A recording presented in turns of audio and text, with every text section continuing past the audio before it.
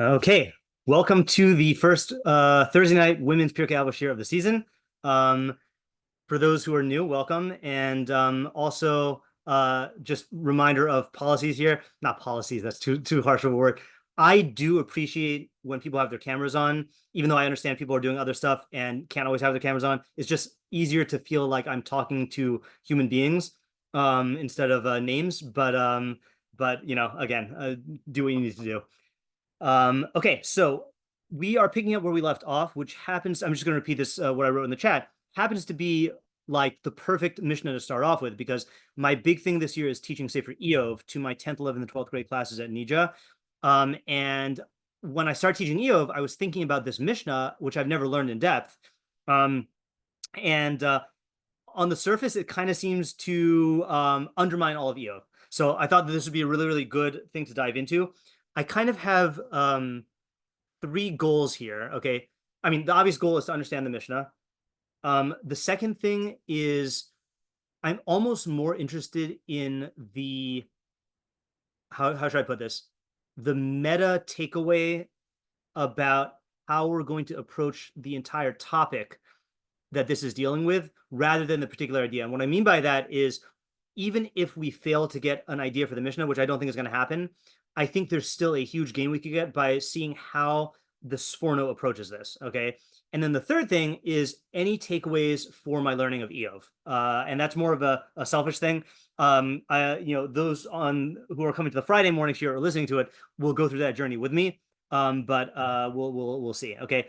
And also just a little heads up here. We'll start off the way we usually do, which is translating the Mishnah and then asking your own questions. But you'll see right away, this is not one of the Mishnayos that lends itself to us figuring out the whole thing on our own. Okay, well, we can try, but we are going to do the Sforno. And there are some Thursday night Pirkei Avos shiurim where I try to do a variety of mafarshim. Here, almost everyone who writes about this writes a lot. So tonight we're only doing the Sforno. We'll have to decide whether we're going to do another commentary on the same Mishnah next week or whether we're going to move on to the next one. Okay. Any questions before we get started? Okay, let's go. All right. So the Mishnah says this is in Avos 4:15, and I'll try to repeat as much methodology as possible because if anyone's new.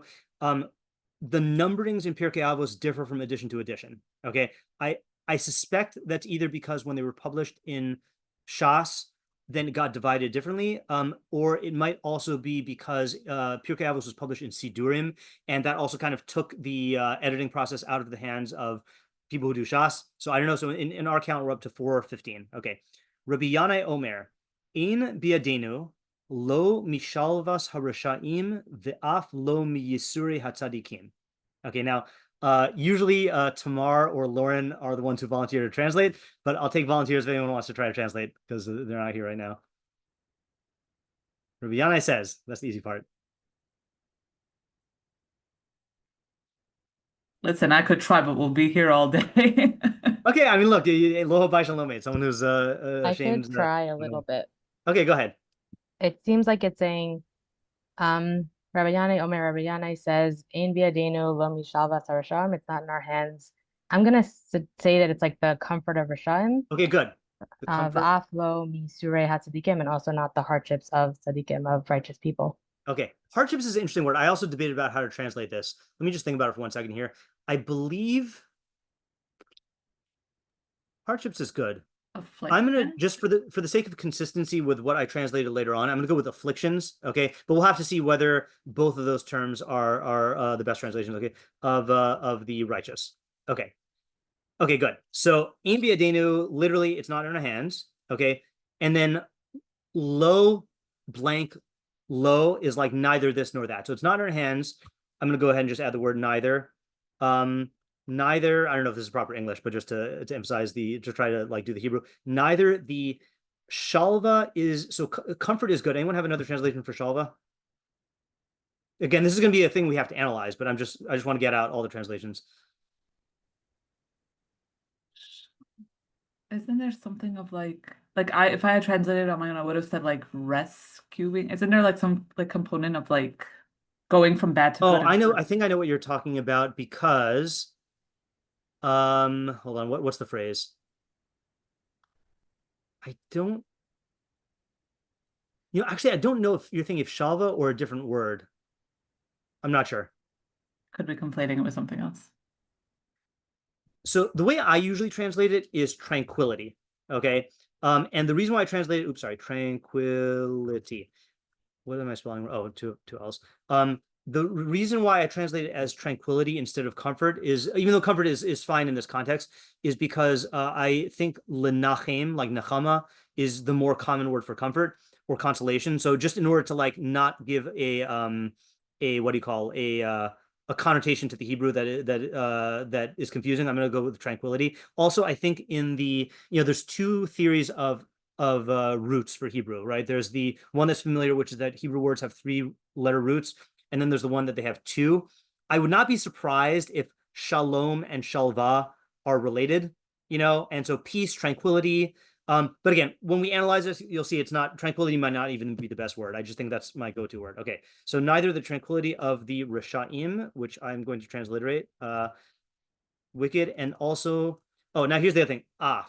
So also is a good translation. I think there's 2 translations though. You know the other one? Is it not even? Yeah, even. Okay, good. So hold on a second here. And even or also not the afflictions of the tzaddikim.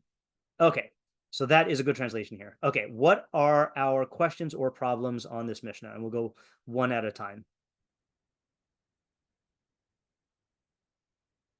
Yeah, Alex.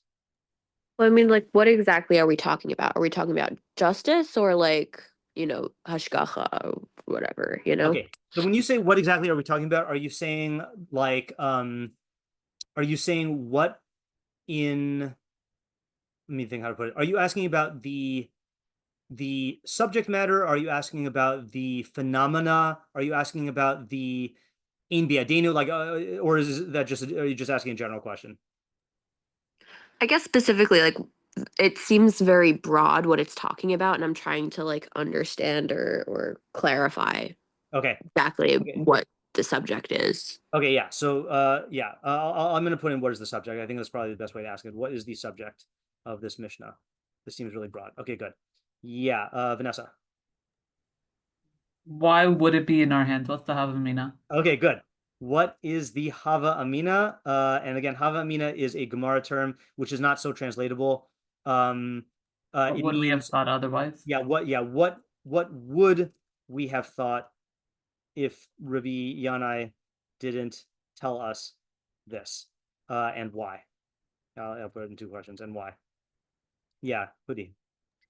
What about, why does it specifically say Shalva Sasham and Yisrei Tzadikim and not, let's say, both for both? Meaning, why is it only the Shalva of Sasham that's not in our hands and the Yisurim of Tzadikim that are not in our hands? Okay, so why specifically link Shalva to Tzadikim, sorry, to Rishayim, and Yisurin to Tzadikim? Why not both phenomena for both people, both groups? Yeah, Vanessa. So we usually read Pirkei Avos as like a instructive text. What's Yeah. instruction here? Okay, good. All right. So that, I was waiting for someone to ask that. Okay, so what is this doing in Pirkei Avos? Okay, so our premise here is that that the theory we've been going off of, which is not like I call it a unanimous theory, although I think there's enough like varieties within it that you could probably not call it unanimous. The premise here is that Avos is a set of teachings for how to become a chassid, which we translate as a what do we translate? Extra righteous person. Okay.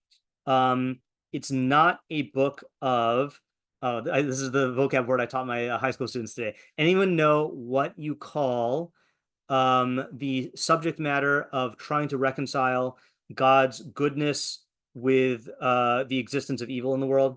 Yeah, Racheli. Theodicy. Theodicy. Okay, yeah. Not the book by Homer, right? So this is not a book of theodicy. Okay. comes from the word theo is from God, and then dicy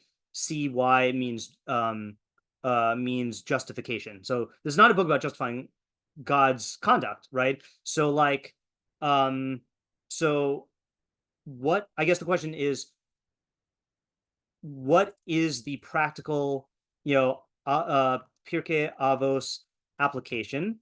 And if there is none, then why include it? Yeah, Racheli?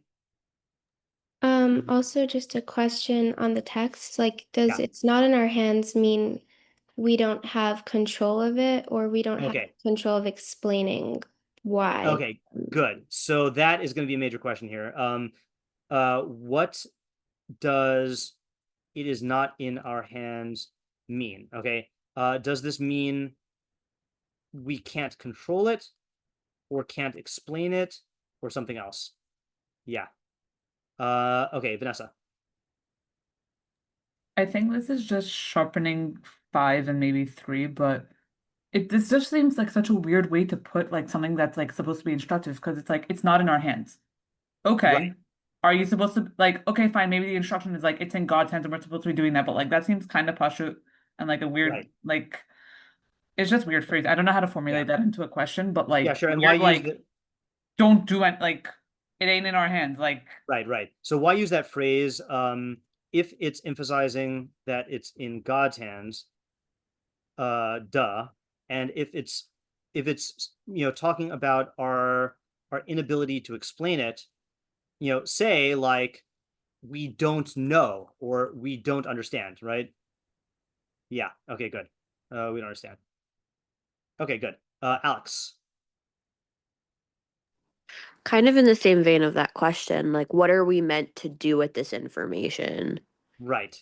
Like, Yeah, I'm going to tack that on to question number 5, which is what are we supposed to do with this information? Okay, anyone else?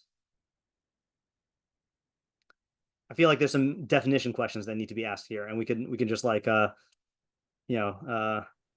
them off. Yeah, Vanessa? that's what I was raising my hand to do. So why are we concerned with tranquility of the restaurant? What does that actually mean? Are we talking about physical comforts? Are we talking about, I don't know, like are we concerned about Olam Haba for Rishnaim? Are we, and then the same thing for the righteous? Are we talking about afflictions here in the next world? Like Okay, good. So what does shalva mean in this context? And what do yisurin mean in this context? And I guess the question is, yeah, I'm not gonna the way you said it in this world is good, but I'm not gonna incorporate the details into the question. Yeah, Vanessa? I'm wondering if it's worth it to ask what's a Russia in this context and what's a tzaddik in Yes, this okay, context. those are the other two definition questions. Okay, right. So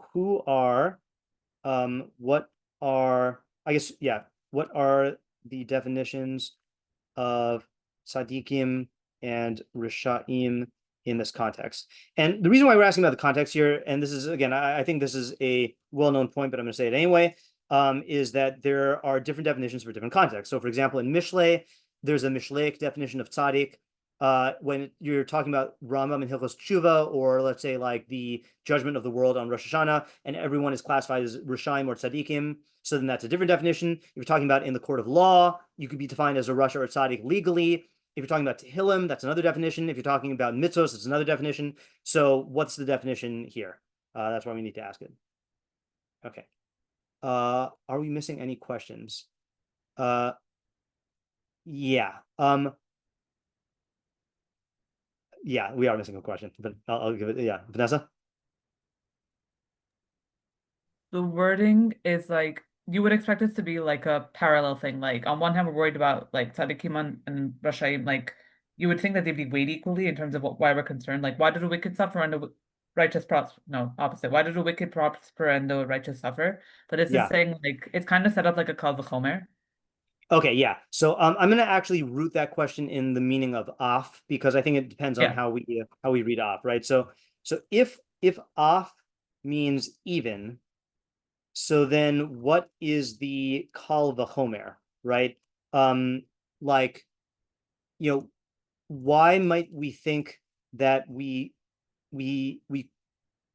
can't explain the shalva of the wicked, but we can explain the afflictions of the righteous. Oh, you know what? Hold on just a second here.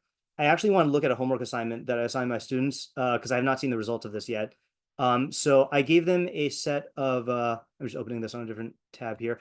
I gave them a set of pre-Iyov questions that were just like thought questions or opinion questions.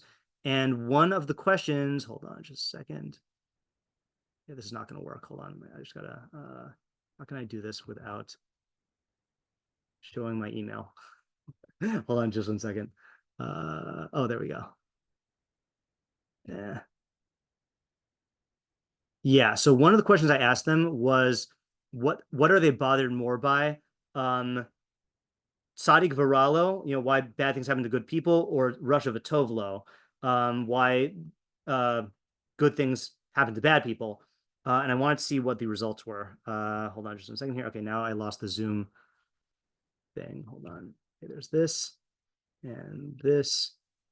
Okay, so let's see what we find here. Responses. And let's see. We have among these high school students. Oh, pretty much even split.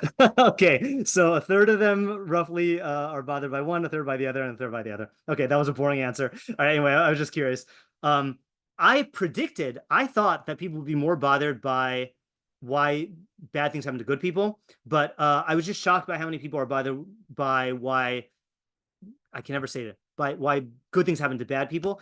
I think maybe the reason why I'm shocked is because I learned so much mishlei that to me it's obvious that the good things that are happening to bad people are not actually good and that they're going to end in disaster. But maybe that's just my Mishlaic intuition there. But anyway, I kind of lost track of what you said, Vanessa. What was your did you add anything to, or did I not capture something in your question here? Let me read. I think you got it. I was asking, yeah, like the off was the reason why I had the question. Yeah. Yeah, that's it. And I think my only thing was you wrote opposite of what I thought you would write. Oh, okay. Why might we think that we can't explain the Shalva of the wicked, but we could? I don't think the expectation would be that. I think the expectation would be that we could explain the Shalva of the wicked, but we couldn't explain the afflictions of the righteous. Oh, yeah, did I write that the wrong way? I don't know what you intended, but that's the way I thought of it. Somehow my brain short circuits when I try to do this. Why might we think that we can't explain the Shalva of the wicked, but we could? No, the reason why I said it this way, let me just talk about it and tell me if this makes sense, is Rabbi Yanai, let's say Rabbi Yanai stopped here. He just said, we can't explain the tranquility of the wicked. And then the fact that he tells us, but not even the Yisurim of the Tzaddikim means you might, if he stopped there, like, why does he have to tell us that? Because we might think that we could explain it, Yeah. Okay, Hoodie. Oop, you're muted. Muted. You're still muted. Sorry. Yeah. I said, I think I have a question on the text itself, but I also just had a thought while you were showing the responses from your students. Yeah. And I wonder how many people think they're bothered by the fact that good things happen to Rasham, but it's really almost like in place of it happening to good people who really deserve it kind of thing, you know? Right. Yeah. So it's like, if all things equal, yeah. Yeah. So mhm. I do want to just acknowledge here that one of the directions I could have taken this in is going into that question about why is it so bothersome. But I felt like if I went down that road, that's a long road that is very interesting, and I'm sure we're going to take that up in Iyov at length. But I'm not going to take it up here. But it is a good observation. Yeah. Fair enough. So the question I have, which might actually just be me not knowing how to translate enough, is there any sort of question about why it says mi shalvat and mi yisurei? Or is that just me not understanding? So the actually, no, that's actually a good question. Yeah. You know what? Okay, so there's two possibilities. One is I feel like people say this in like old Yiddish speakers or maybe young Yiddish speakers. I'll say like, I don't know from this, Yeah. I feel like that might be just a linguistic thing. But I can't remember if the Sforno says, like, it might imply we don't know anything of, or none of it is in our hands. Like the with the mem. I'm trying to think if there's an English equivalent. Because you're talking about knowing now, but we're talking about the adeno as an action, like doing, right? So that's where Right, I'm whatever you say confused. biadenu is, yeah, right. In other words, Right. it might just imply exhaustiveness that we don't like if it just said ein biadenu shalvas harushaim, that's a general statement of the shalva is not in our hands, but mem is like any of the shalva or none of the shalva is in our hands. So Okay. I think that's what it is. Yeah. Yeah, Racheli? Maybe, I don't know. Like, why are these two statements necessarily put together? Like, they Okay, don't that's a good question. What is the this is similar to the question we asked in Mishlei a lot, which is what is the unity of these two clauses? Okay. Oh, Rivka made it. Okay, Rivka, what I'm going to do is I'm going to repost the translation, and then I think we just finished asking the questions. There's only one more question that I can think of, so I'm just going to post the questions in the chat also. So the other question that I have is the one that I started off with is if not in our hands means we can't explain it, then what about all of Sefer Iyov? Okay, which seems to be about this topic. Okay, and that was what caught my eye about this. So let me post this in the chat also. Okay. Oops, I didn't do the numbers, but that's okay. All right, fine. Okay, so I think those are our questions. Now, again, usually in a usual Pirkei Avos shiur, this is when we stop and I ask you, what do you think? What questions do you think you can answer? But A, because the commentary is very long, and B, because this is a very fraught area. In other words, if he said a statement about explaining this stuff or about like what we can know, that would be like I would be reluctant to rely on my own understanding. But the fact that he's saying we can't understand this also to me is like, okay, so then what can we say about it? You know, like, but if anyone does, I'll just open it really quickly. If anyone has any insights, you know, I don't want to like try to thoroughly answer all the questions. Yeah, Hoodie? You're muted again. Sorry. It seems like you're going with a certain interpretation of Ein Biadenu, like maybe that's been decided. I don't know, because when I was thinking through, as we were going through the questions, Yeah. I just kept thinking like Ein Biadenu as in like it's not for us to take action, right? And if you see it that way, then then there are answers in terms of like how to fit things in. Right. But are you taking a different direction? I'm not saying that because I'm taking a stance on it. I think that's just what usually Ein Biadenu means. Let's just see. I have not looked at this. Let's just see what the English translation here says. It is not in our power. Oh, so they even add the words to explain. Okay. Again, that's not a proof, but I want to see what the baseline is. Let's just also look at Chabad.org and see how I don't know who translates it on Chabad, but where do you find stuff on Chabad? Jewish Learning, probably. Texts and Writings, Ethics and Morality, Essentials. I bet I could find it. Pirkei Avos. There we go. Classic text might have. Oh yeah, searching that probably would. Okay. Hopefully this has a translation for and text of chapter 4. Yanai. We have no comprehension of, yeah. So I think, Hoodie, I think that's Why why. is that though? If isn't Yeah. Yad the creation, like working with, I don't understand. That's so confusing to me. Yad would actually be the opposite of mind thought. Like, why is that the language used? Yeah. I mean, I cannot fully answer your question other than to say that idioms don't always make sense, you know. But I do think that that's the standard translation. I'm gonna look at one more Okay. two more places. Just give me 1 second. Actually, maybe I only know where one place is. I just want to look at Rav Hirsch. His translation says, okay.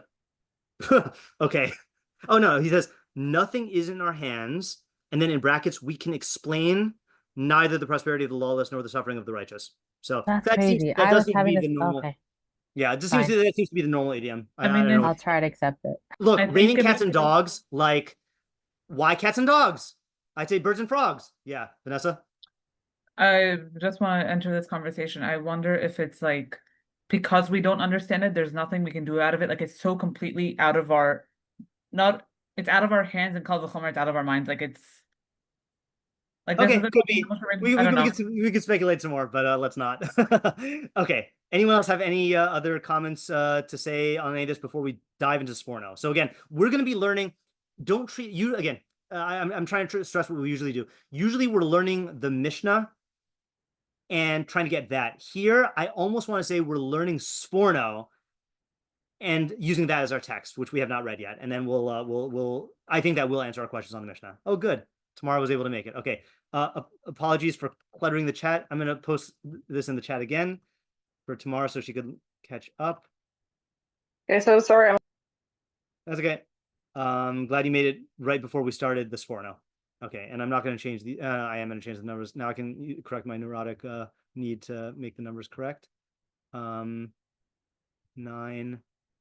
10, and 11. Okay. Okay, so Sforno. Here we go. All right, and what I did is I broke this down into my own paragraphs and used a translation. I ChatGPT'd the translation and then I went through and edited the whole thing. So I still like reading in English. Okay, so I'm going to read it and translate in the English, just because that's how I roll. Okay. Hine ba'amro shalvas harushaim. Oh, and what we'll do is like this. I'll do what I usually do, which I'm going to take running notes. Okay, so summary. Actually, what I'll do, I'll take a summary of main points, and I'll keep that going here. Okay, so Hine ba'amro shalvas harushaim, when it says the tranquility of the wicked, Amar zeh al oso hamin mehashalva shelo yasiguha zulasi harushaim hagemurim bilvad. He's saying this about the type of tranquility that is only. Actually, I'm going to read the English here. It's gonna be easier. That is attained only by utterly wicked people. Rashaim gemurim. Okay, so not regular Rashaim. So let's take, for example, who's a good example? It's easy to come up with examples of complete Rashaim.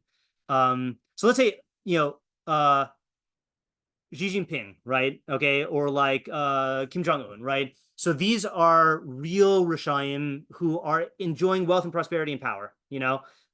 So like those kinds of people. We're not talking about like the petty criminal who does stuff and like is living the rich life. Okay, we're talking about like real wicked people. Okay, what that is, I don't know, but he's making that distinction. Okay.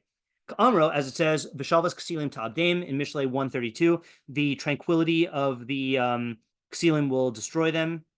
Amro, as it says in Yirmiyahu, Shalu Kol Bogde Beged. Tranquil are all those who deal treacherously. Okay, this is an interesting thing. And this tranquility is of a level that is not attained even by complete tzaddikim, okay, who merit both tables. Okay, both tables is a phrase that means basically both worlds. Ka'amram zal, as Chazal say, Bebreshis Rabbah, Bikesh Yaakov Leshev B'Shalva, okay, which I feel like is a phrase that a lot of people quote, but they don't quote the second half or the rest of it. So Yaakov wanted to reside or to dwell in tranquility. Kapatz Aleph Sitno Shel Yosef, but the Satan of Yosef rose up against him. That's interesting. Hold on. Yeah, okay. ChatGPT translated as the ordeal of Yosef. Okay, fine. Amar Hamakatreg, no, I got this wrong. Yeah, sorry. The accuser said, Lo dayan l'tzadikim masha mesukan lahem l'chayil haba ela shemavakim leisha b'shav v'olam hazeh.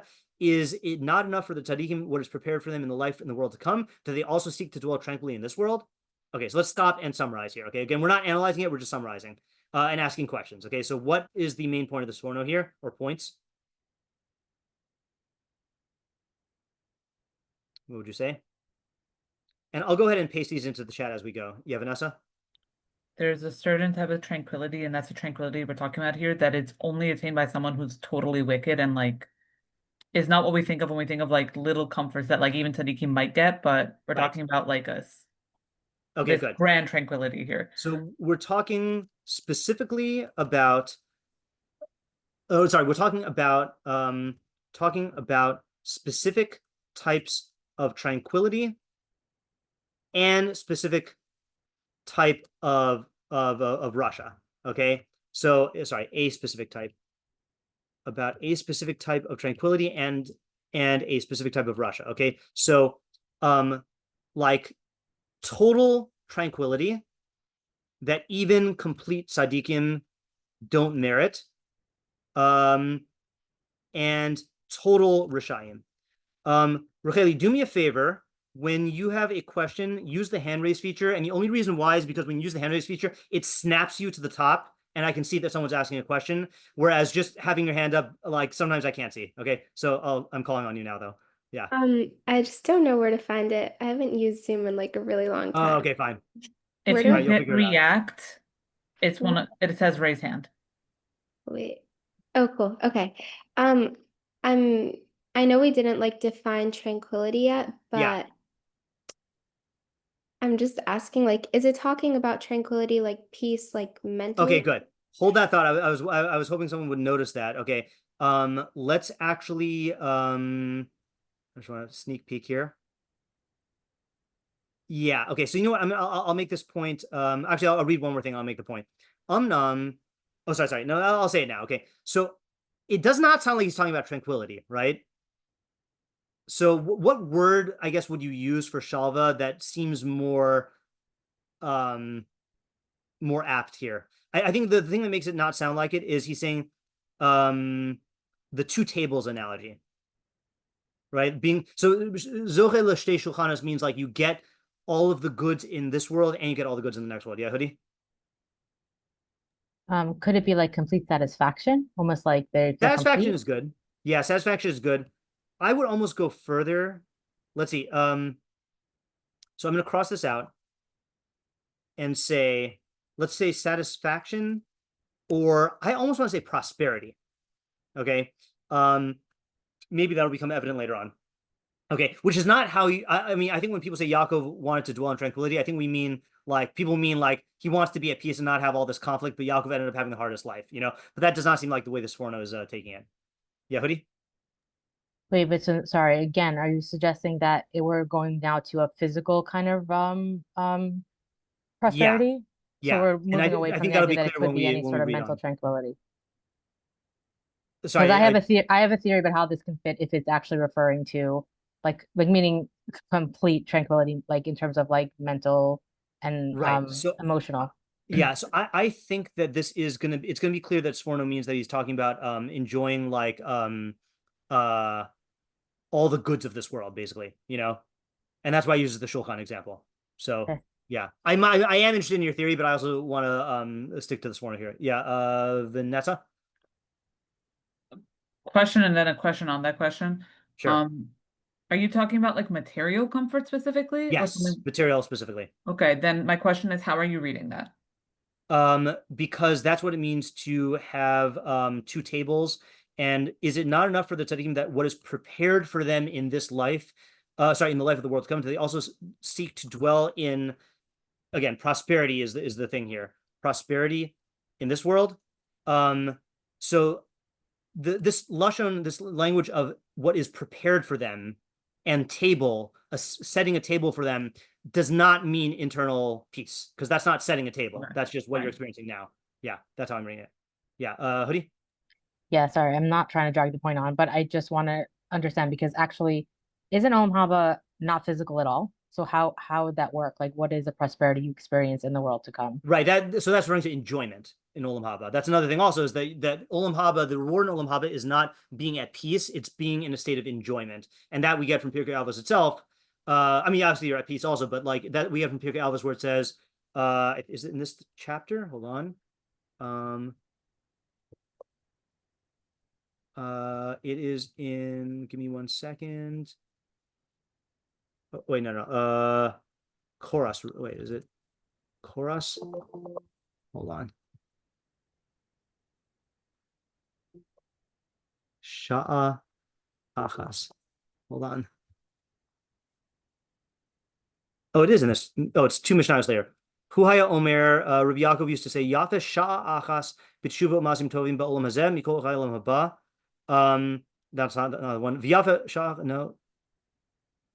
Yafa sha'a achas shel koras ruach ba'olam haba mikol chayolam hazeh. So one moment of, they say, spiritual enjoyment, okay, whatever this is, in olam haba is more than all of the enjoyment in this world. So like, enjoyment is the and he also talks nehenim mizif hashchina, that you derive a hana'a, enjoyment, from the radiance of the Shechina. They also use the feast of the Leviathan as like a mushal, or the wine of Olam Haba. So it's all like enjoyment.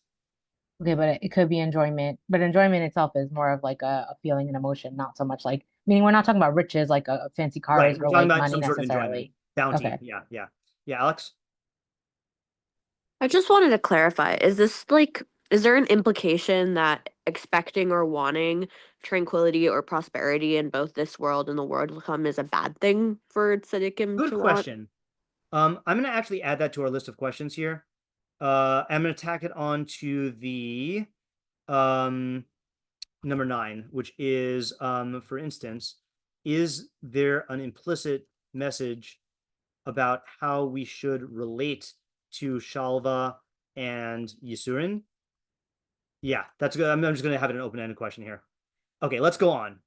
Okay, yet kol ze nir hefech yiudei Torah hatovim. All of this seems contrary to the promises of good in the Torah. The hefech amram zal mi sani lehu latzadim da'achlu trei almi. This is kind of like a sarcastic remark in Horios. Is it hateful to the tzaddikim that they enjoy 2 worlds? Meaning, would it be so bad to let tzaddikim have it good here and in the next world? Okay, so this is Sforno's problem here. Okay, so what's his question? I'm gonna go ahead and move the summary as we go.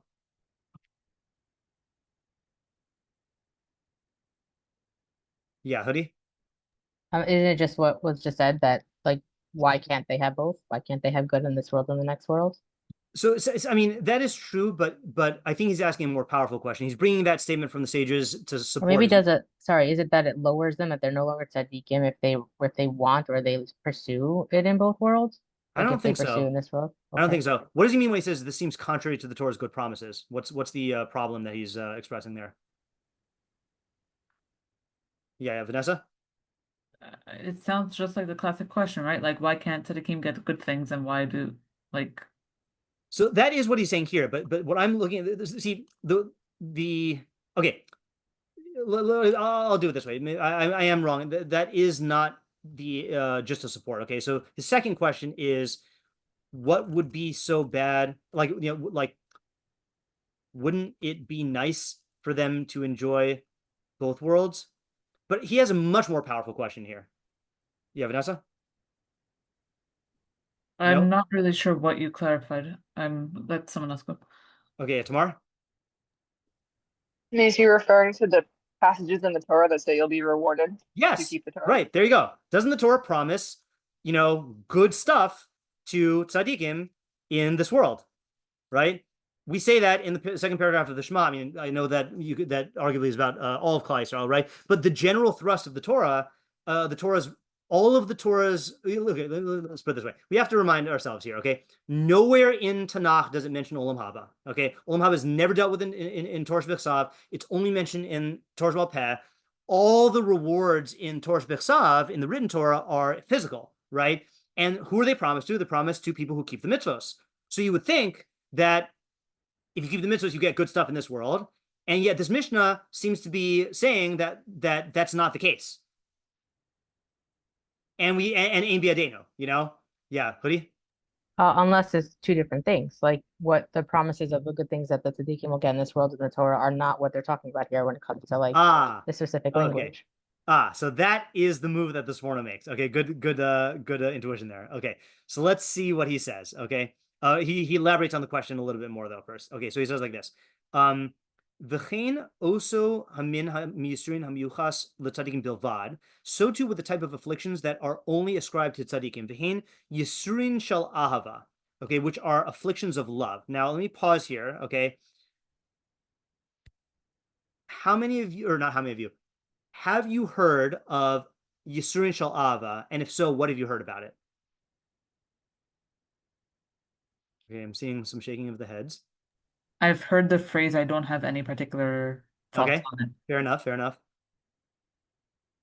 Okay, so let me just give you a crash course here. So Yisurin Shel Ava is a phrase. Yeah, who do you want to say? Sorry, I just thought of something, but I'm not sure if it's true. Is this the one where it's like almost like when you punish someone out of love, or punish a child out of love, so that they will become better, or have more? So it's almost like where the affliction is to get to net something more positive, or to Okay, yeah, have a that's what we're greater talking about here. positive. Okay, in fact, I forgot that he actually quotes the source of this here. or the main source. So he says, Nirim divrei Chazal shi chulu al ha'adam b'li chet kodem. So this is a type of affliction that Chazal imply befalls a person without any prior sin. Ka'amram zal, as they say in Brachos Daf Hey Amud Aleph, Ra'a Adam Yisurin Ba'in Alav. If a person sees afflictions that befall him, Yefashresh b'masav. He should analyze his actions. He should examine his deeds. Pish pesh v'lo matzah. If he examines his deeds and does not find any sins, Yitle b'bitl Torah. He should ascribe it or attribute it to neglect of Torah, which I believe the Ramban says is not just neglect of learning Torah. It means neglect of fulfilling all mitzvos to say, all positive mitzvos. Pish pesh v'lo matzah. But if he finds that he has not been neglecting any Torah, Einan ela Yisurin Sha'ava, then they're nothing but Yisurin Sha'ava, afflictions of love. Okay, so there is this concept of afflictions of love, but the thing is it's a tremendously disputed concept. Okay, so like the Rambam says, there's no such thing as Yisurin Sha'ava in this sense that people say, where like a person is free of sin and God will bring affliction on them to increase his reward. Okay. Other people say, no, there is exactly that kind of thing. And it's a huge debate. Okay. So he says here that, he says, Ukvar biru zal heimzal, Chazal already explained about this, that this type of afflictions only come upon a person when they are dear to him. It's a funny phrase, but he's quoting the Gemara. Amram zal, as Chazal say, Yachal afilu shlo ladas. One might think that a person can get these afflictions without their consent. Tamlomar, Hashem chavetz dekao hacholi im tasim asham nafsho. Hashem desired to crush him, making him ill, if his soul makes itself an offering. And then Chazal say, Ma asham ladas, af yisurin ladas. Just as an asham, a guilt offering, is brought with your consent, with your approval, so too these afflictions are only with your consent. I'm going to read to the end and then we'll stop and summarize. Ukvar Sipru, Chazal already told Al Rabbi Chanina, Rabbi Yochanan, Shamru Lemedukayim B'Yisurim, Chaviv Malacha Yisurim, Ukesheheshiv Hameshiv Lo Haim V'Lo Scharam, Yahiv Le Yadeh V'Ukme, V'Saram Me'alav Az HaYisurim. Okay, so he quotes the story, which I'm just going to quote here. I just did not have time to translate this on my own, so I just quoted the Steinsaltz. So it says, Rabbi Chia bar Abba Chalash. Rabbi Chia bar Abba, who was the student of Rabbi Yochanan, became ill.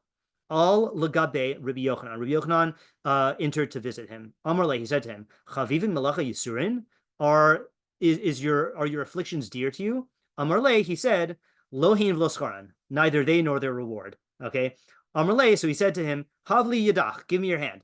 Yahavle yadeh v'ukme. And so he gave him his hand and he stood up and became healthy again. Okay. Similarly, Rabbi Yochanan Chalash, Rabbi Yochanan himself got sick. Al Lagabi Rabbi Chanina came to visit him. Amarle, and he said to him, Chavivin Lacha Yisurin, are the afflictions dear to you? Amarle, Lo Heim V'Lo Yiskaran. Neither they nor their reward. Amarle, Havli Yadach, give me your hand. Yahavle Yadev Ukme. He gave him his hand and they departed. Okay. And then this last part, Amai, why? So Steinsaltz interprets this to mean, why did Rabbi Yochanan wait for Rabbi Chanina to restore him to health? If he was able to heal his student, let Rabbi Yochanan stand himself up. Amris, the answer is Ein Chavush Matir Asmo B'Beis HaYisurim. Someone who's in prison cannot free himself. Okay, which is another thing people quote. I never knew the source here. Okay, so you see here that there's this category of Yisurin, Shal Ava, as we see in the Gemara Brachos here, and then you see from the stories that we just read that these Yisurin are something that that only befall you if you approve of them, and if the tzaddik does not want them, then they go away. Okay. And so Sforno then rounds this out with a question. He says, Uvihios ki yashomu yesharim al kol ele. Since upright people are confounded by all this, okay, why? Ki amnam yireh mizeh, yireh mizeh, shal kel yisbarach chavetz b'tzar gufos chasidav b'lichet kodem. All of this indicates that God wants the bodily suffering of his pious ones without any sin, right? Sounds like God is vindictive, not vindictive, that's the wrong word, malicious, right? That I remember in one of the Iyov shiurim, then Rabbi Chait said, like if I walk over to you and you're in perfect health and I stab you with a knife and then I heal you and I give you $1 million, like if you wanted that, fine, but like it seems like something seems like unfair or wrong about it, like perverted almost. Okay, so we have a pasuk about this. Al hefech amro kilo inami libo v'yageh b'nei ish. It says in Eicha, God does not afflict from his heart. Okay, milibo, not God doesn't have a heart. Obviously, it means from himself. He doesn't afflict like intentionally. V'yageh b'nei ish, nor grieve the children of men, which means that God does not cause pain like capriciously or without cause. Okay. The all Hefek Amram Zal, and Chazal also say Ein Yisurin below Avon. There's no such thing as afflictions without sin. And furthermore, if God actually wanted this, so if you're going to say that God's will is to give this kind of affliction, how could this tzaddik object to doing something, or to, I guess, experiencing something which is in line with God's will? And how could it be that they depart when the tzaddik doesn't want them? Okay, that was a lot. Let's summarize here. Okay, so these are more questions. Okay, so he said, I'm just moving this down. I've already given up on pasting all this into the chat. I know I'm gonna forget again. So hold on just 1 second here. Okay, so summary here. Okay, so this is question 1, question 2.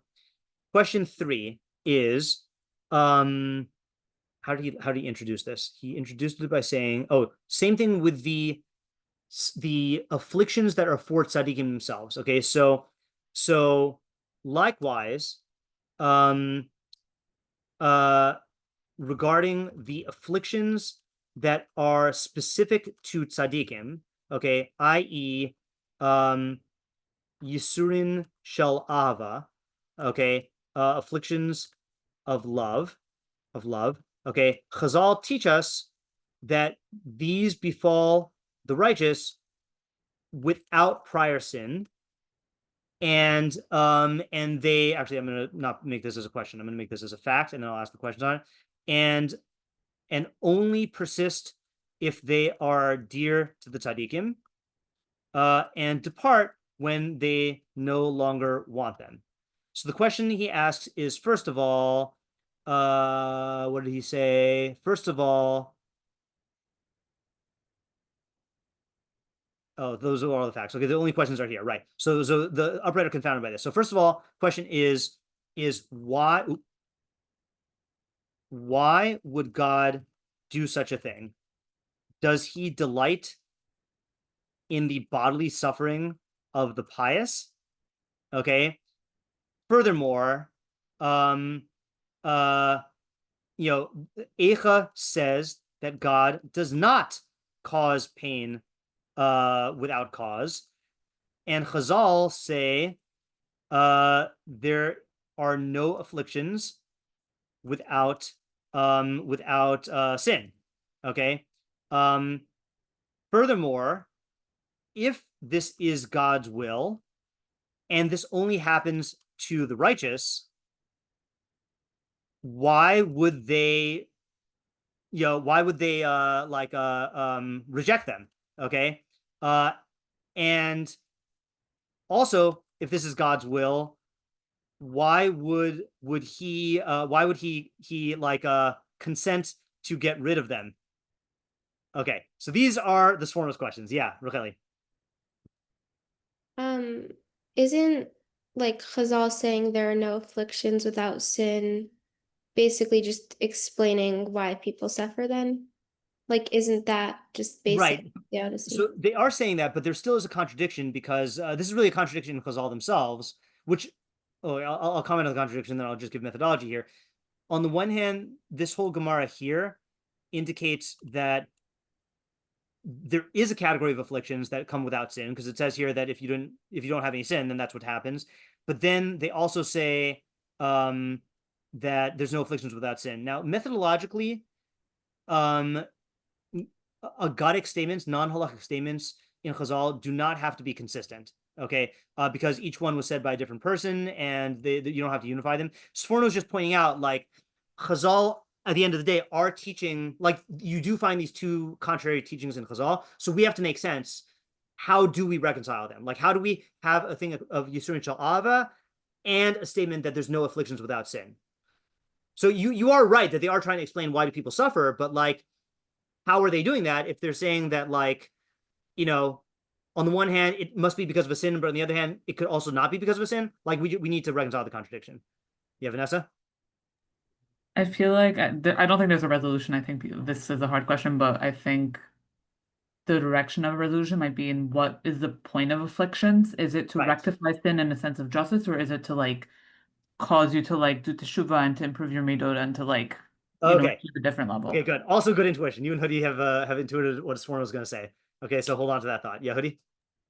I'm not sure if this was just unintentional, but for question 4, when it says, Eicha says that God does not cause pain without cause, and Chazal say there are no afflictions without sin, did you intentionally use 2 different words there, or are you just, because pain is not necessary, my point is there a possibility that here afflictions is not actually pain, and so they're not contradictory? Well, I mean, your whole point is that they are, but I'm just saying. Yeah, so I did use 2 different words because I was using the words in the pasuk. It says lo inami libo. It uses the word and then Chazal used the word yisurin. But I think it's difficult to say that there is such a thing as yisurin that are not painful, because yisurin means afflictions. It means like, in fact, it's funny. I actually had to like keep on correcting ChatGPT because it kept on translating yisurin as suffering, and I wanted to reserve sa'ar for suffering and yisurin for afflictions. But yisurin in the language of Chazal does mean a painful thing, like a painful thing that happens. In fact, there's a Gemara. I forgot where this Gemara is. I think it might be in Hulin, but I'm not sure. Where the Chazal say ad heichan yisurin, like what qualifies as yisurin? And so it says, it gives 2 amusing examples. It says, if you reach into your pocket for a quarter, but you accidentally grab a nickel, okay, then that's afflictions. That counts as afflictions. But if you reach into your pocket for a nickel, you grab a quarter, that does not count. Okay. And then the other example it gives is if you put on your shirt and you realize it's inside out.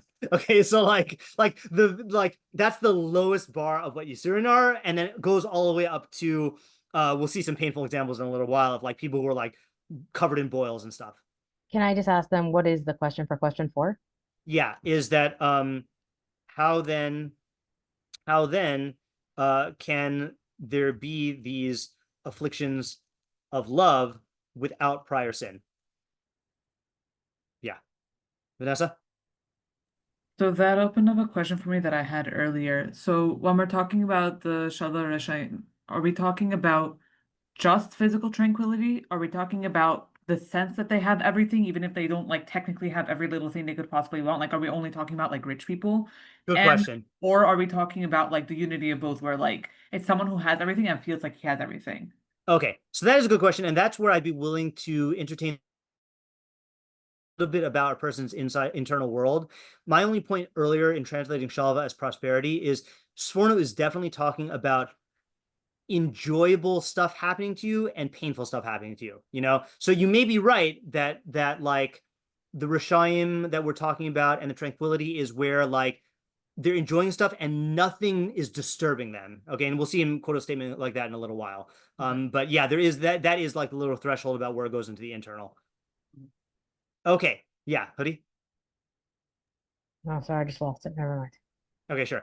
Okay, so these are Sforno's questions. Okay, so we had our questions on the Mishnah, and these are Sforno's questions here. Okay, so the basic questions are, again here, how do we reconcile this with the doctrine of reward and punishment? Doesn't the Torah promise good rewards for tzaddikim in this world? 2, why can't they enjoy both worlds? Like, is there something like a law of nature that says, not law of nature, law of hashgacha that says they have to be suffering in this world in order to get olam haba? 3, he seems to be saying that this is talking about this category of yisurin, unique to tzaddikim. That why does such a thing happen? How is it in line with God's will, and how can God do it if Eicha says that God doesn't do it and Chazal say God doesn't do it? Question 5: if this is God's will, what sense does it make that the tzaddik is just going to say, no thanks, I don't want to do God's will? And even if he did say that, why would God just say, okay, I'll get rid of it? You know, like, does God ever do that? For example, let's say getting punished for sins is God's will. If someone says, no, I don't want punishment, God doesn't just say, oh, okay. You know, he doesn't just like easily like stop. Yeah, Hoodie? Sorry, I just remembered. So you gave us 2 examples of a situation where 2 people in the Gemara were offered this option of, do you want this?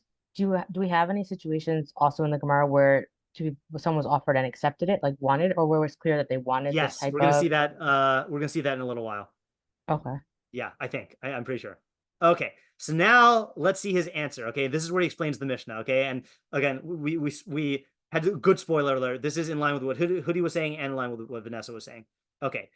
Ulahatir kol elos fekos, to resolve all these doubts, these difficulties. Amar zeh chacham. This chacham, Rabbi Yanai says, ein biadenu, etc. Okay. Kolomar, ein etzlenu. Actually, sorry, ChatGPT filled this in. Hold on. It is not in our hands, etc. Okay. Kolomar, this means to say, Ein etzlenu biyude haTorah latov shum davar mishalvas harashayim. There is nothing in the Torah's promises of good that. See, I don't like this. This is why I don't like. Okay, hold on a second here.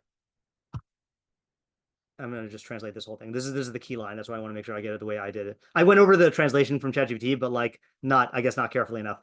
Ein etzlenu. It's also hard to translate. Ein etzlenu bi'udei Torah. We have nothing in the promises, the good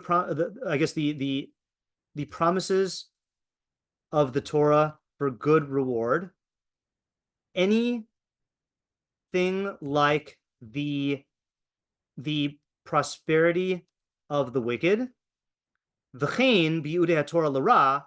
Similarly, in the Torah's promises for bad punishment, okay, meaning like for punishment, ein bi'adinu shum davar misur tzadikim. We have nothing like the afflictions of the tzadikim. Okay, let me just say that in my own words here, okay?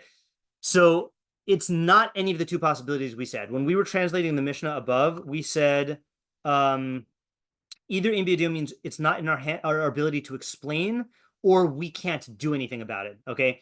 What Sforno is saying is he's basically going like this. It is not in our hands. Actually, hold on, let me just do this. Let's do Sforno. Sforno's translation of Avos 4:15. It is not in our hands, i.e., we were not given any promises of reward and punishment in the Torah, which include the special kind of tranquility of the Rishayim, or even the special kind of afflictions of tzaddikim. Okay, that's how he's reading the Mishnah. Okay, so in other words, the level of prosperity that even tzaddikim don't enjoy, that is not included in the Torah's system of reward and punishment. And the type of yisurin shel ava, the type of afflictions of love, is not part of the system of reward for punishments for rewards or punishments for tzaddikim. Okay, he'll explain it. But yeah, Hoodie. Sorry, I'm a little confused. I have something I wanted to share or say, but I'm not sure because this is a little different than usual where we kind of have the questions. I know, and I then, know this is not our yeah, usual. so I'm not sure when it's appropriate to say it or if I have to wait or save like. it for the end. Okay, I don't want to throw. I don't want to go off the scent here. Okay. So now let's Forno explain himself. Okay, he says like this. Ukvar. So this is where you were asking for an example where someone wanted it. I think this is where he wants it. Ukvar sipur. Brace yourself for a weird story. Okay. Ukvar sipru al Rabbi Chani. Oh no, sorry, we read that already. Oh, sorry. You know what? I didn't summarize this here. Okay, hold on a second. Sorry, hold on a second here. Okay, so the big answer is the specific type of prosperity enjoyed by the totally wicked. Sorry, neither the specific type of prosperity enjoyed by the totally wicked, nor the types of afflictions suffered by the totally righteous are included in the Torah's promises of reward and punishment. That is the key idea. Keep your eye on the ball, okay? Because everything else after this is an explanation of it. Okay. So he says like this: Ki amnam, indeed, shalom harushaim. See, he even uses the word shalom here. Vihi. Now he finally defines it. Hahisparnis shelo batzar. Getting a livelihood without suffering, Kamo shakara la'anshe dor hamabel, as happened to the members of the generation of the flood. She'amru zal, where Chazal said, Shehit iman hakadosh baruch hu me'ein olam haba, that God gave them a taste of olam haba. Oh, I've never heard that before. Lo hisigos hashum tzadik achar chet hashel adam harishon shenigzar alav v'zeh sepecha tochel lechem. No tzadik ever attained that after Adam Harishon. After Adam Harishon got the decree of by the sweat of your brow you shall eat bread. Okay, so if you think you know someone who earns their livelihood without suffering, you're wrong. Okay, actually, there might be one exception. Okay, but that's what he's saying here. He's saying no one gets this level of like everyone's gonna have a hard time making a living. Okay, and Doesn't he say that only for tzaddikim though? I think he's saying even for tzaddikim. Okay. Oh, okay. Yeah, but he's clearly learning that this is a universal thing because it's on Adam. Okay, like no one can escape the curse of Adam. Okay, and v'im kol yudei Torah hatovim, with all of the Torah's good promises, lo yiyad she'yisparnes hatzadik shelo b'tzar. God never promises that a tzaddik is going to get his livelihood without suffering, which is funny because I feel like you can read I feel like that's how people read the promises in the Torah. Okay, aval amar ve'asafta deganecha. It says you shall gather your grain, which I assume means that like you actually have to gather it. Okay, like I think people focus on it and they picture like the grain pouring in, but no, you have to go out and gather it. Okay, or you have to hire people and then deal with like the employee tsar. Umidivrei hanevim, umidivrei Rabbeinu Zal, nir shelo yasik shum tzadik zeh min me'ashava ad ki yavo shilo shekasu bo yehi. I'm just going to read this part in English here. From the words of the prophets and our sages, it appears that no tzaddik will attain this kind of tranquility until Shiloh comes. That's a reference to Mashiach, about whom it is written, "Let there be an abundance of grain in the land." And they explained in the Gemara Shabbos 30b that in the future Eretz Yisrael will produce cakes and fine garments ready-made, meaning that the condition of Israel will then return to what it was before Adam's sin. Indeed, they said in Erechim 16b that anyone who passes 40 days without afflictions in this world has received his world to come. Okay, that's Misha Amar Kol Misha Avru Alav Arba'im Yom below Yisurim B'Olam Zeh Kibul Olamo. So that's the thing, is like, not to induce religious OCD in anyone, okay? But if you find yourself going along, you're like, life is great, nothing bad is happening to me, and you're like, oh, and yesterday was great, and the day before, and the day before, and you count up 40 days, then congratulations, it means you are a total Russia, and you've received all your Olam Haba, and then that's it. Okay, so yeah, so that's the only exception about someone who like doesn't get any suffering in this world. Yeah, Racheli? So it seems like suffering here, like let's say after Adam, is just like inconvenience sort of. But I feel like so no. So let me make a distinction here. I'm going to kind of preempt him, but just to make sure we go into this with clarity. So the general yisurim that we have, the general afflictions we have, are due to sin. Okay, they are due to sin. Now, what does that mean? Tune in next week on Friday when we start learning Sefer Iyov and we learn 42 chapters and learn what that means. Okay, the general thing though, and that's what the Chazal was in Shabbos 55a, which is Ein Yisurim below Avon, that there's no afflictions without sin, and that was also the Gemara in Brachos 5a saying, if afflictions come onto you, then look into your actions, meaning see if you can find anything wrong that you did, and then do tshuva on it. So almost all afflictions are due to sin. However, this one specific type of affliction of having pain to make a livelihood, that is something that Sforno right now is saying is not promised even to tzaddikim. Like no one can escape that, and that's not part of the system of reward and punishment. Okay, that's like just a part of human nature that is built into the creation that is that even tzaddikim get. okay, just I don't know, maybe I'm getting a little confused, but wasn't the example of Isur and Shel Ahava about like illness? Okay, so let me actually type this out and clarify it in the summary. Okay, I think this does warrant clarity. Okay, you're not out of line to be confused here. Okay, so he says like this. Let me just summarize the main point first. Okay, so the type of shalva that only complete Rishayim experience is making a livelihood with zero suffering. Okay, now implicit in this is Sforno is saying that there are three types of affliction. Okay, so one is affliction, let's call it afflictions of sin, okay, which is the majority of afflictions we experience are due to sin, okay, whatever that means, and that should be our default assumption when we have such afflictions.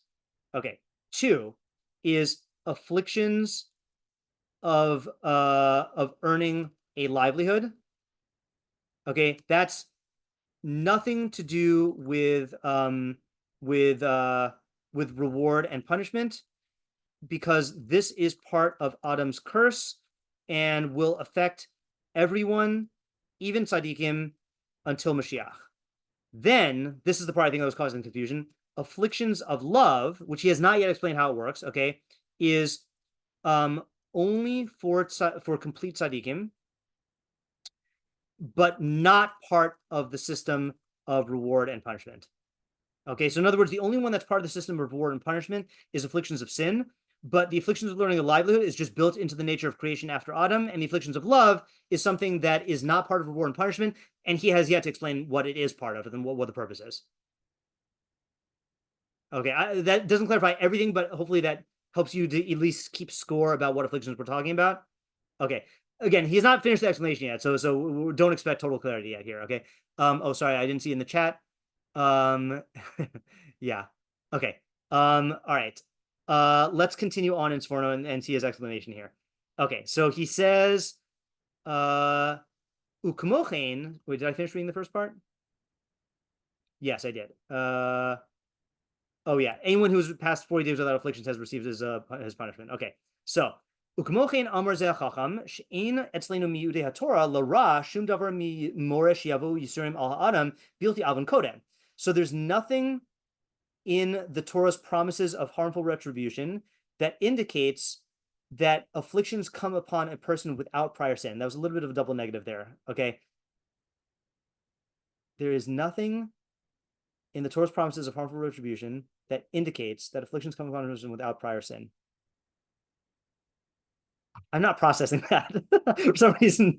Okay, anyone explain what it's saying that we don't find anywhere that the idea that a person can be suffered without sin. Yeah, thank you. Yeah, so he's just repeating the point about Yisrael Ava, right? He's saying, likewise, I thought he was moving on to the Rishayim point. That's why I was confused. Likewise, we never find a category within reward and punishment of afflictions without sin. Okay, i.e., whatever this afflictions of love is, it's not part of reward and punishment. Okay, that's what he means. Okay, so what is it then? So now he goes on. I'm just going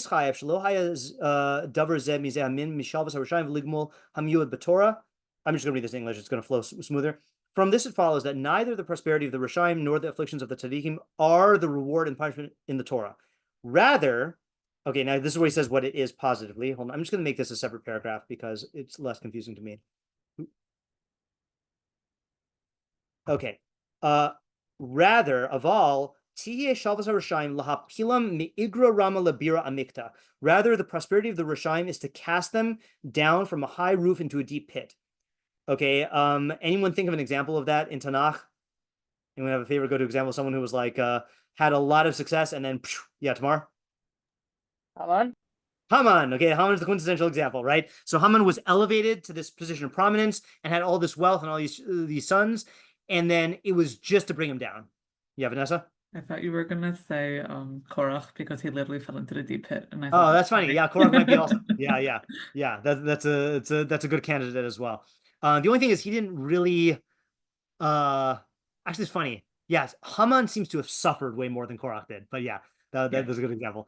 Okay. And then the Yisurim tzadikim mizeh min shem Yisurim sha'ava lo yiu klal zulasi mash yirtzeh tzadik l'havio alav kirtzon. Okay, this is where it gets a little bizarre. Okay, but I think it's gonna be a good idea. So too the afflictions of love are nothing other than what the tzaddik voluntarily brings upon himself. Okay, v'zeh yikre. This happens kishitavo liyat tzaddik ezo mitzvah.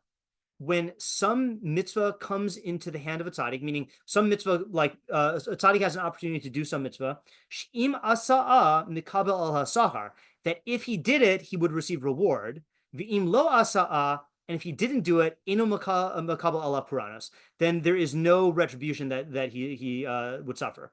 Inyan Nahum, like Nahum, we'll read this in a second. Kashalom yihir lefarnas ha'ani kodem sheyifarik min hachamor. Okay, so what's the story of Nahum? Now, yeah, Vanessa? Doesn't he suffer a lot? Isn't this the guy that Oh loses yeah, all okay, his okay, yeah. limbs So and boils? he's gonna tell the story. Okay, yeah. So this is Nachum Ish Gamzu. Okay, so here's the story. Okay, and I'm just gonna read it in English.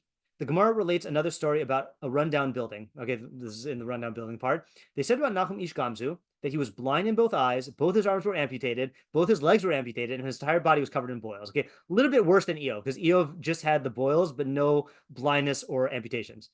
And he was lying in a dilapidated house, and the legs of his bed were placed in buckets of water so that ants should not climb onto him, as he was unable to keep them off in any manner. Which is just a horrendous situation, right? It's like you don't have any limbs to be able to take off the ants. Okay. Once his students sought to remove the bed from the house and afterward remove his other vessels. And I think I forgot to include Rashi. I think someone said that they saw that the house was going to fall. Okay. So he said to them, my sons, remove the vessels first and afterwards remove my bed. And as I can guarantee that as long as I am in the house will not fall. Indeed, they removed the vessels and afterward they removed his bed and immediately the house collapsed. Okay, now I'm going to interject here. I think this is pretty short. Okay, but what's the significance of this detail here of him saying, remove my stuff first because as long as I'm in the house, it won't fall? Yeah, Vanessa? Like it's standing in his merit, which would Yeah. suggest that he's not actually as sinful as all his afflictions would make him. Exactly, right. So in other words, it's a bit of a paradox here where he's getting all these horrendous afflictions, yet apparently his merit is enough where he can like dictate how the hashgacha is going to work and say, don't worry, God's going to protect me. And generally, what do we say about that? We say, don't rely on a miracle. Here, though, he's like, take your time, take a lemonade break, and then when I'm good and ready, then you can take me out. And then they took him out and the house fell. Okay, so presumably now, or not presumably, understandably, his student said to him, Rebbe, since you were evidently a holy, righteous man, as we have just seen, so as long as you were in the house, it did not fall. Why has this suffering befallen you? He said to them, my sons, I brought it upon myself. Nachum Ish Gamzu related to them the following. As once I was traveling along the road to my father-in-law's house, and I had with me a load distributed among 3 donkeys, one of food, one of drink, and one of delicacies. A poor person came and stood before me in the road, saying, my rabbi, sustain me. I said to him, wait until I unload the donkey, after which I will give you something to eat. However, I had not managed to unload the donkey before his soul left his body. Okay, so basically, my modern analogy of this, and I actually changed my practice as a result of this, okay, is I do some shopping at Gourmet Glatt, okay, which is the supermarket here, right? So there's sometimes a person asking for tzedakah outside of Gourmet Glatt. Now, the guy who asked for tzedakah, I think, is not poor. I think he's collecting on behalf of the poor. But there are times when like someone like is poor outside of Gourmet Glatt, and I'll usually tell them, I'll get you on the way back, because then what happens is I get change and I give it, but I read this, I was like, oh no, like what would happen if this guy died, like that. But that's the feeling we're talking about. It's like Nachum Ish Gamzu fully intended to give this guy tzedakah, but he's like, okay, let me just unload the donkey, and then the guy died. Okay, so because of that, what happened? I went and fell upon his face, and I said, may my eyes, which had no compassion on your eyes, be blinded. May my hands, which had no compassion on your hands, be amputated. May my legs, which had no compassion on your legs, be amputated. And my mind did not rest until I said, may my whole body be covered in boils. Nachum Ish Gamzu prayed that his suffering might atone for his failure. His student said to him, woe unto us that we've seen you in this state. He said to them, woe is to me if you had not seen me in this state. Okay, and then the Steinsaltz adds, because the suffering atones for me, but that's not what Sforno is saying. Okay, we have to understand this. Okay, so basically, let's just summarize here. Basically, hold on here. Just want to read what I got here. Okay, yeah. So let me put this over here. I know we haven't finished explaining it yet, but we'll get it in a second here. Okay, so he says, rather, the shalva of the Rishaim is to bring them to a great height, then make them fall. And the afflictions of love are voluntary. Okay, if a tzaddik is in a situation where he had the opportunity to do a mitzvah and receive reward, and if he didn't do the mitzvah, he wouldn't be punished. Okay, so for example, if you actually ignore an ani, like someone who's poor is asking for money, and you turn your eye from them, so you not only violate a mitzvah aseh, but you are in violation of lo aseh. Okay, and that's a punishable offense. Okay, punishable by God. Yeah, Hudi? Is that only if you are sure that they're an ani? Because a lot of times, like people outside. Yeah, I'm not going to go into the details about how you know and what you're responsible to do. There are halakha details here, but I don't want to get sidetracked on that. It's a good question. I just don't want to go into the halachos. Okay, so you do the mitzvah, you wouldn't be punished. Okay. Okay, so now Sforno is going to add to this. Okay, I'm understand. Like Nahum Ish Gamzu. Okay. I kept on laughing when I saw this because I once saw a transliteration that they translated Nahum Ish Gimzo. I'm like, really? Like Gamzu Latova. They call him Gamzu because they always say Gamzu Latova, and you're saying Gimzo. Like it's just like a boneheaded mistranslation. So I always think about that. Okay, so what goes on here? So he says like this: Ki az kishit tire hatzadik alzeh. When the tzaddik is aggrieved over his mitzvah opportunity, ad shiyanosh hu atzmo es gufo, to the point of punishing his own body, al shenishtadel, I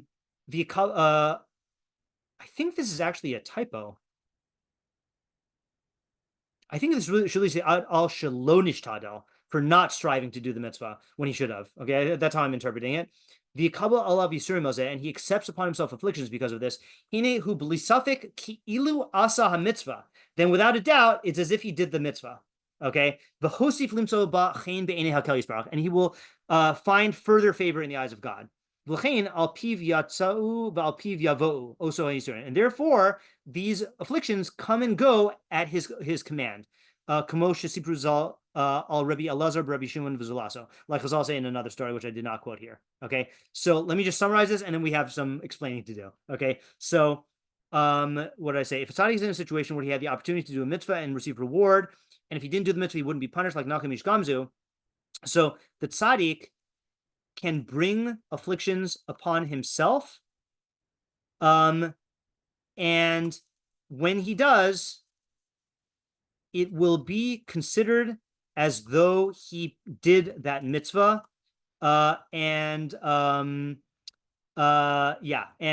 he will find favor in God. Okay, therefore they come and go at his command. Okay, now let me just see here.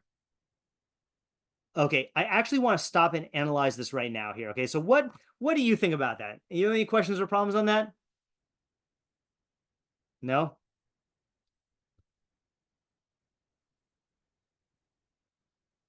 Yeah, Tamar? This is a very basic question, but like, what's the connection between failing to do a mitzvah and having like boils or Yeah, whatever? okay, You know, good, right. Okay, good. Yeah, Alex, you want to have a question also? I'll wait to summarize it.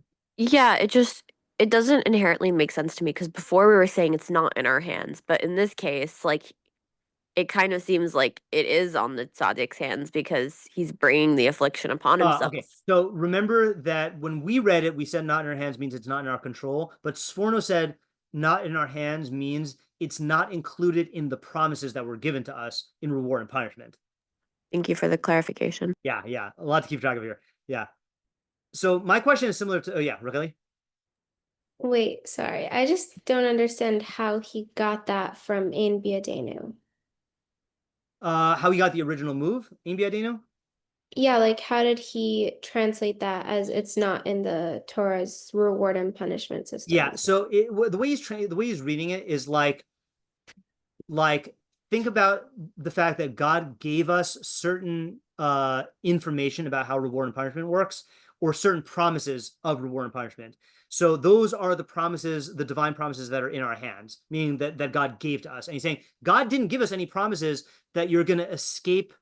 He didn't give us any promises that Rashaim won't enjoy prosperity, and he didn't give us any promises that tzaddikim about tzaddikim having afflictions. Okay. Yeah. Okay. So my problem here is, I think what was bothering Tamar, I'm going to express it in slightly different language here, which is, where to go? Oh, did I? Hold on. Oh yeah, I just copied this twice. Okay, fine. So my question is like this: is how does this work, right? Like if Nahum misses an opportunity for tzedakah, okay, and the poor person dies, okay, how does getting bodily afflictions, compensate for doing that mitzvah and bring favor in Hashem's eyes? Okay, like at the end of the day, Nahum still didn't do tzedakah, and this poor person still died. Okay, so in other words, it's like this seems like a very either Christian idea, or it seems like a point system idea where like I lost some points, but if I just like afflict myself, then I get like reward. Like it seems primitive or nonsensical or problematic. That's my problem with it. Before I call him Vanessa, Tamar, am I reading words into your mouth, or no, that's not the phrase, but is that what was bothering you, or something else was bothering you? Yeah, that's basically my question. Okay, Vanessa? Can I attempt to answer and like explain why I don't have questions on this and like why I Yeah, get but before you do that, anyone else have any questions on the question? I want to make sure the question's clear before we get the answer. So again, claim is that this is not reward and punishment. A tzaddik who misses a mitzvah opportunity can voluntarily bring afflictions on himself, and then it will be as if he did the mitzvah, and then God will favor him. Okay? Bothers me. Vanessa, why does it not bother you? Go ahead. Okay, so first of all, I think this only applies because he didn't sin, right? Like the guy just did not died. Like he sin, was right. gonna give him tzedakah. It's not that he turned away. Right. I think the idea is what's the point of the mitzvah in terms of him getting mitzvah point? I know you don't like that concept, but like, Yeah. like why does he get mitzvah points? Wait, really, I'm saying for the audio, she's using scare quotes, okay, for mitzvah points. Yeah, go ahead. If the point of getting the mitzvah points is to realize like, oh, hey, there's another person suffering and I have a responsibility to recognize that suffering and rectify it. The reason why Nachum Ish Gamzu like asked for this affliction is to correct him, because he's like, look at the way he phrased it. The way that my eyes did not have compassion on your eyes, like everything was measure for measure in terms of what he thought he wasn't reaching, because he's a tzaddik. It's basically, it was him doing teshuvah. It's him being like, I didn't internalize this properly, and I clearly don't, because if I had stood in that person's place, I would have ran. I didn't understand he was about to die. Like you can tell the shock, and I think that having those afflictions, I don't know, like chas v'shalom, anyone ever has afflictions, but like whenever I've had hard times in my life, I'm like, okay, like this sucks, but I'm really appreciative of the fact that it's making me self-reflect. I think that's what he's doing. So here's what I say about what you just said, okay? As an explanation of the Gemara about Nachum Ish Gamzu, it's an excellent explanation. As an explanation of Sforno, it's not. Okay, and I'll tell you why. Okay, because Sforno is saying that this applies to any mitzvah that you would get rewarded for and not get punished for not doing, even if that mitzvah does not involve other people. This is a universal principle. Okay. Can you give an example of a mitzvah that So today I listened to an episode of the Orthodox Conundrum podcast. Okay, and it was about the 929 project.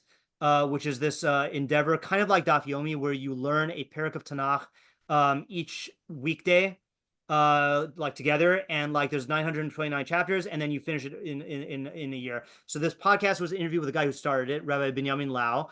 Amazing podcast.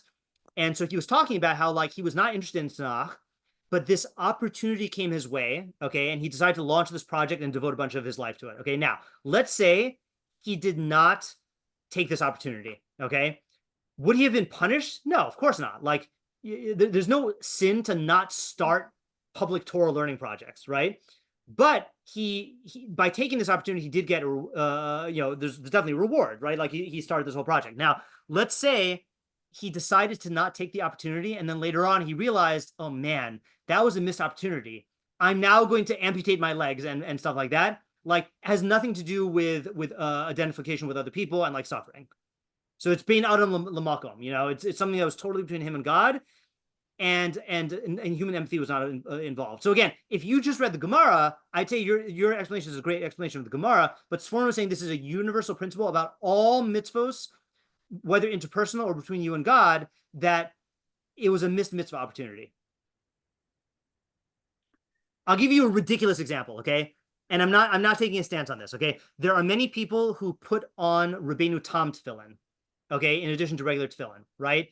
So if a person is a tzaddik and he was in a situation where he could get a pair of Rabbeinu Tam tefillin and put it on, and he decides not to, and then later on he realizes, oh man, like I could have done that and gotten reward.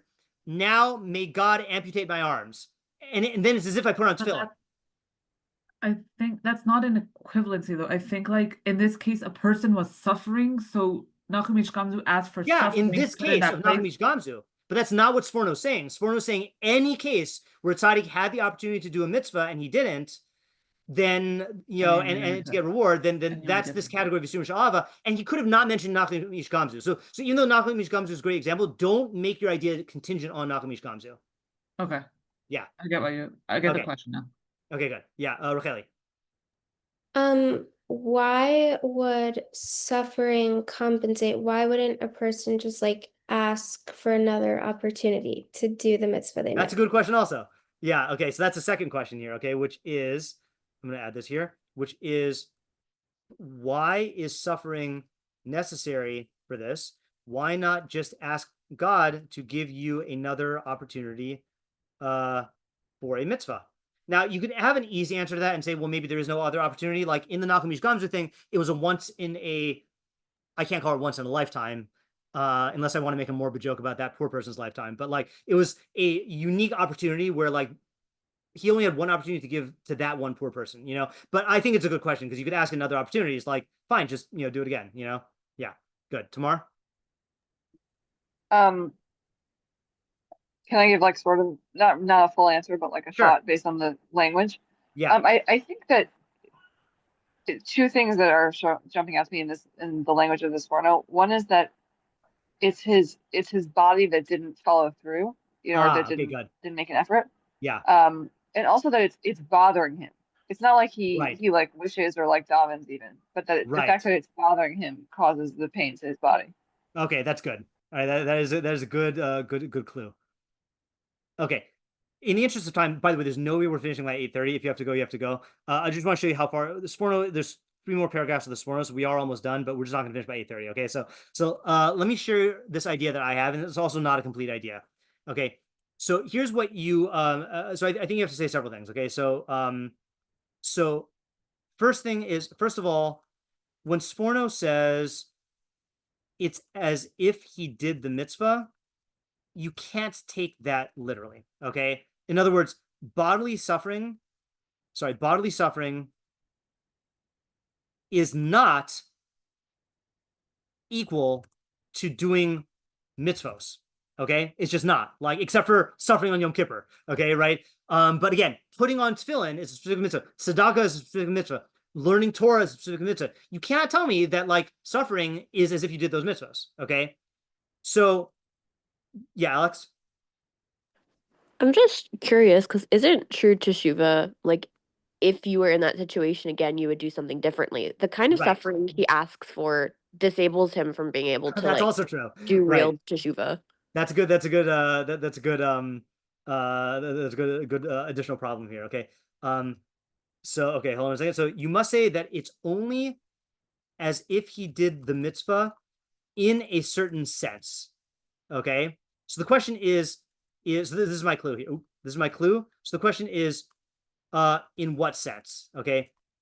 So that's my clue. Anyone want to try taking that? And I think Tamar is onto something, by the way, right? So just to clarify one more time here. So it's not like if I missed an opportunity to get Rabbeinu Tam tefillin and then I have my arm, amputated. It's not like that's equal to putting on tefillin. It's that it's equal in a certain limited respect. So in what sense could it be equal? Yeah, Racheli?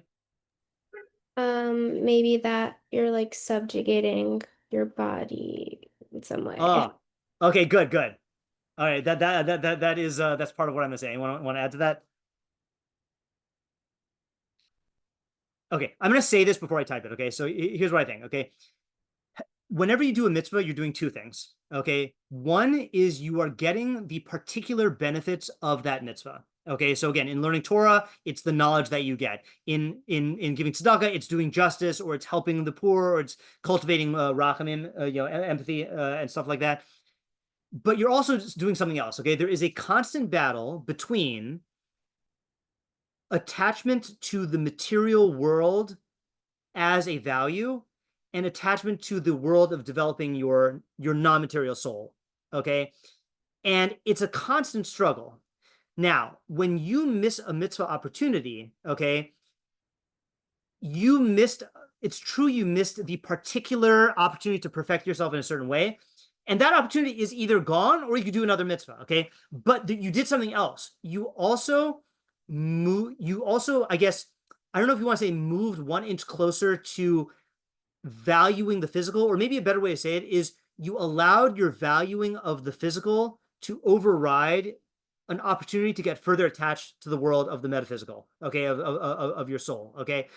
And for that, YUTorah is the antidote, because YUTorah is something that causes you pain and is an opportunity to remember that physical good and physical harm are not where the core values lie. The real values lie in the world of developing your Telem Elokim, and your truth-seeking intellect, your soul, your attachment to like real values, okay, to the will of Hashem, okay, however you want to phrase it, right? So the thing is that so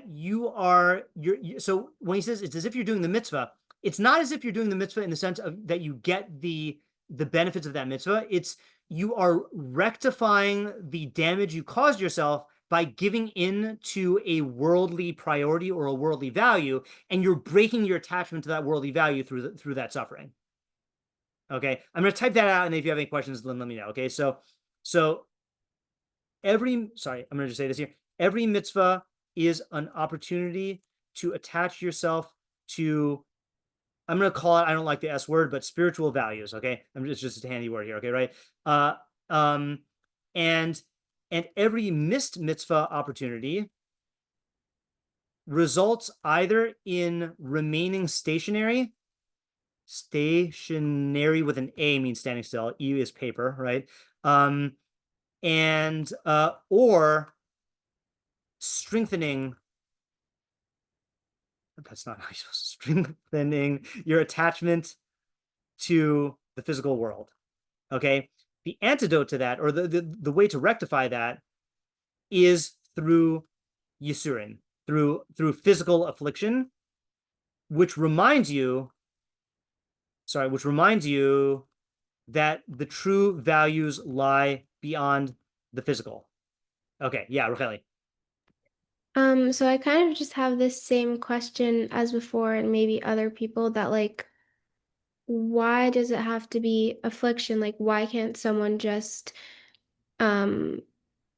further go into the spiritual world through Right. doing more mitzvah? And especially in this story, like he literally removed his chance of doing a lot of mitzvah by like cutting off all of his limbs. Right. So I cannot fully answer that question, but I'll quote you an idea from Rav Pesach about YUTorah in a different context. The way he said it is, he said that he was answering the question about why YUTorah are necessary for kapara, for atonement. And I'm not going to propose a theory of kapara here, okay? Just that is a premise here, that the YUTorah is a kapara. Vanessa, isn't that a thing that Sfardim do? Like when something bad happens, they say kapara? No? Always. If we break a plate, always. Okay, yeah. If I yeah, right, exactly. Right, yeah. I guess Ashkenazim don't do that, but that's a good practice because it reminds you of that. So what Rav Pesach said is, he said, like, okay, let's just use a classic example. Let's say like you were walking by a non-kosher restaurant, and you're like, and you decide to like eat the cheeseburger or whatever, right? Now let's say you did teshuvah and you changed your ways, right? But now the question is, why do you need afflictions in order to get kapara? Okay, maybe cheeseburger is not going to be a good example because you don't need afflictions for that. For let's say I'm trying to think of a good example here. Hold on. Okay, let's say you did one of the arayos. Okay, let's say you did a prohibited sexual thing. So there, the Rambam says that you need teshuvah, you need Yom Kippur, and you need YUTorah. Okay, so let's say you did total teshuvah, right? And you're not going to do it again.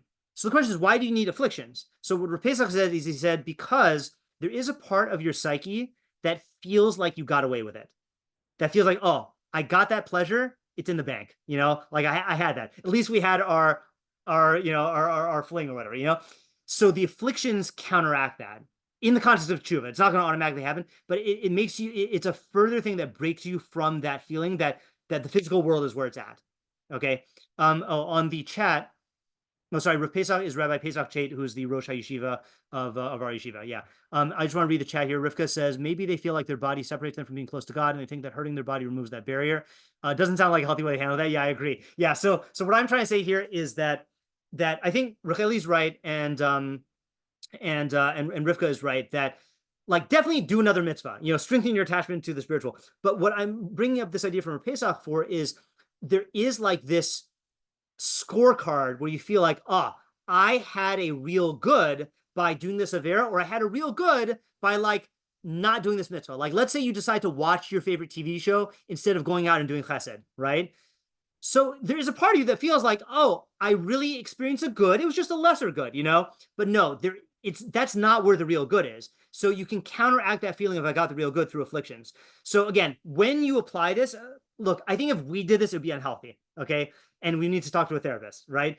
But if a tzaddik who is already attached to the realm of the spiritual and then misses a mitzvah opportunity and feels aggrieved, he really senses like this could be something that attaches me further to the physical. I need an antidote. I need something to like rectify this. That's like my understanding of this. So I think you are right, Rachel, in your question that you should ask for God to give you another mitzvah, and you should do that. But there still is a part of you that feels like, I experienced a real good, and the shiurim counteracts that. Okay, one more thing also I want to say here just about the move that I made. What this kind of reminds me of is, how people say that, okay, women are not obligated in time-bound positive mitzvos, right? This is a fact, right? I don't mean people say that. That's a fact, okay? And any woman could do any mitzvah that they're not commanded in to receive reward, right? So you can, all the women I know hear shofar, okay? And you get rewarded for shofar, right? But what do Chazal say about the reward that you get for doing that mitzvah compared to the reward that men get? Yeah, they say that you get less reward, right? This is one of the misunderstood ideas, okay? I think the way people think about that is they think that let's use the mitzvah point analogy, okay? They think that men get 100 points, women get 40 points, right? That's not what it means, okay? There are 3 Tosfosim throughout Shas that say that it's not that they get less reward. It's not that women get less reward. It's that there is a special kind of reward that comes from doing something that you're forced to do, of overcoming your Yetzer Hara.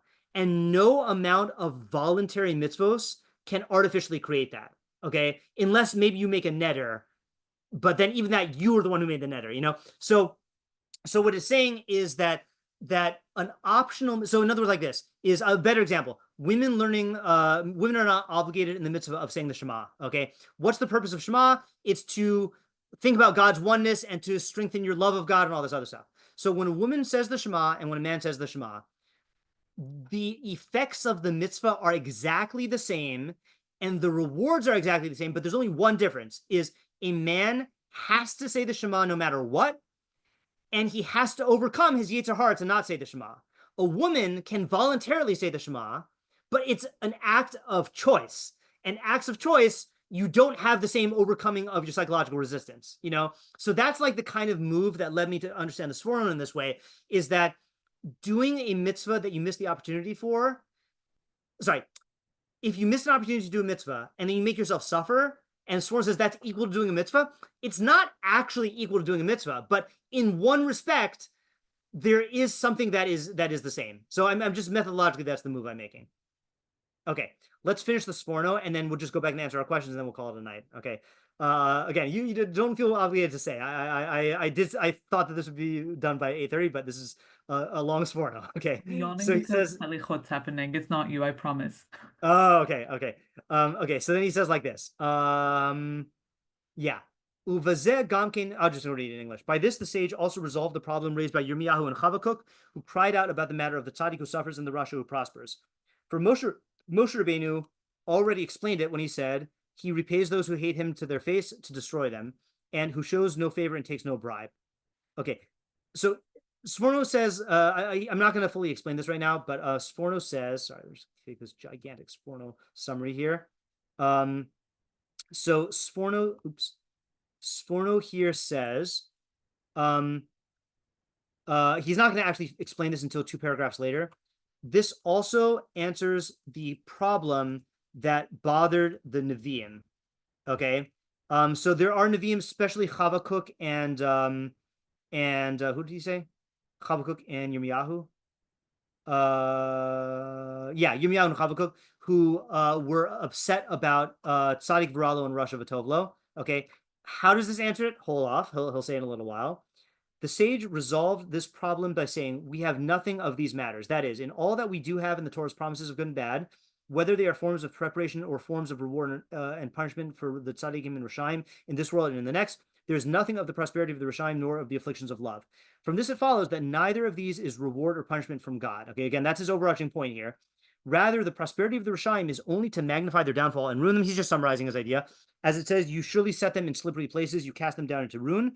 For when they sense their fall from such heights, their suffering will be all the greater. So too, the afflictions of tzaddikim are not punishment from God, but are desired by a tzaddik in order to suffer over a mitzvah that was lost to him, so that his soul may, through that suffering, return to a level of good as though he had performed his mitzvah. I forgot about this. He actually says, a language that fits what I said. Leman tashuv nafsho behitztara, so that his soul will return through its suffering to a level of good. Ilu asa mitzvah, not as if he actually did the mitzvah, but his soul will be restored from that harm that he caused it. Yeah, Vanessa? I think a lot of times people ask questions about Pharaoh that this doesn't fit reward and punishment. Like, how could you go beyond what he actually did or whatever? And I think this answers it. Like Hashem, some of it might have existed beyond. I don't know. This is kind of tricky for me. Okay, good. That's related to the meta point that I want to make at the end. Okay, so I'll come back to that in 1 second. We have one more line here.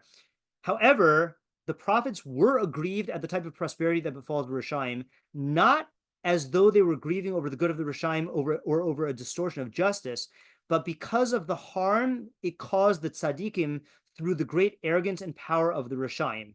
As it is said, when the wicked swallows up one more righteous than he. Okay, so let me summarize this.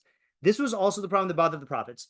They were not bothered by the Rishaim prospering because they felt it was unjust. Okay, rather they were bothered because when the Russia prospers, it tends to harm others, including the tzaddik. Okay, so in other words, that was the problem here. The problem was not even a problem of Russia V'Tovlo. It was a problem of a Russia who enjoys good will end up causing a lot of harm to the tzaddikim. Okay, for example, when Hitler was succeeding, a lot of tzaddikim died, as a result of that, right? So it's not, so the average person looks and says, how could this guy get all this power if he's so evil? That never bothered the Rishaim. That never bothered the tzaddikim. They knew that the Russia was being elevated to make him have a downfall, and that's what happened. Okay, but it bothered them because of the tzaddik. Okay, so let's summarize, and then I want to go back to the meta point, and then we'll conclude here. Okay, so the big summary is here. Neither the specific type of prosperity enjoyed by the totally wicked nor the types of afflictions suffered by the totally righteous are included in the Torah's promises of reward and punishment. Okay, so I think this answers all of our questions on the Mishnah. Let's just see here. Okay, if we go through all of them all the way back up. Okay, so question 1, what exactly are we talking about here? What's the subject of the Mishnah? What is it not? It's not reward and punishment. It is about the specific type of prosperity that Rishaim enjoy and the specific type of afflictions that tzaddikim suffer. Okay, what's the Havamina? The Havamina is that this is part of reward and punishment. Okay, we're going to get to that later. What does it is not in our hands mean?